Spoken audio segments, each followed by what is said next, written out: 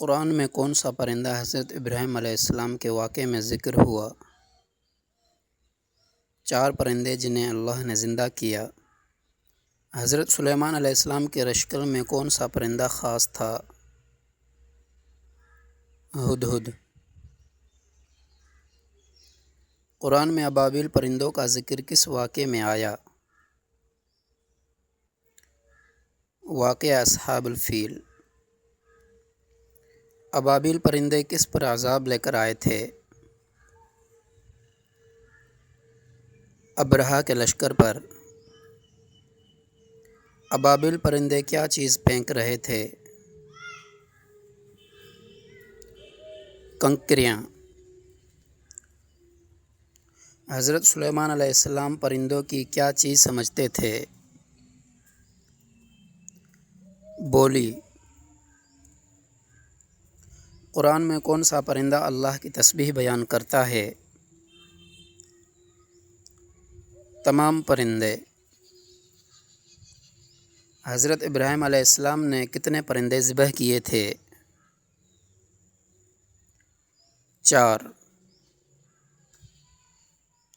قرآن میں پرندوں کو کس چیز کی نشانی کہا گیا ہے؟ اللہ کی قدرت۔ کون سے نبی پرندوں سے بات کرتے تھے؟ حضرت سلیمان علیہ السلام۔ قرآن میں پرندوں کے اڑنے کو کس چیز کی دلیل بتایا گیا ہے؟ اللہ کی قدرت کی۔ کون سا پرندہ حضرت سلیمان علیہ السلام کی مجلس سے غائب تھا؟ ہدہد پرندہ۔ ہدہد نے کس ملکہ کا ذکر کیا؟ ملکہ سبا کا۔ قرآن میں پرندے کس کے حکم سے اڑتے ہیں؟ اللہ کے حکم سے۔ پرندوں کے پروں کا ذکر قرآن میں کیوں آیا؟ اللہ کی نشانی کے طور پر۔ حضرت سلیمان علیہ السلام کے لشکر میں کون کون شامل تھا؟ انسان، جنات اور پرندے۔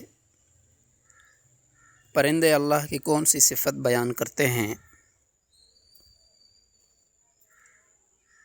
اللہ کی قدرت۔ حضرت ابراہیم علیہ السلام نے پرندوں کو کیوں ذبح کیا؟ دل کے اطمینان کے لیے۔ قرآن میں پرندوں کو دیکھ کر کیا کرنے کو کہا گیا؟ غور و فکر۔